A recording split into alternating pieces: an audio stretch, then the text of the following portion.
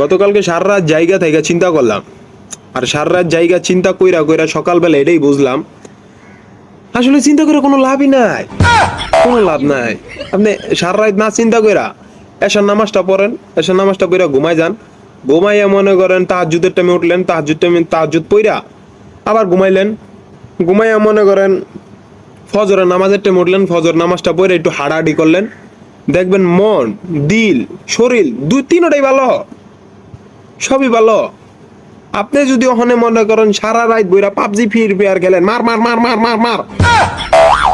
আবার মনে করেন মেসেঞ্জারে সংসার কইরা ভোর 2টা বাজে উঠেন, উচ্চা মনে করেন চিপা চাপা বিড়িটাই না ফেসবুক স্ট্যাটাস লাগাইবেন,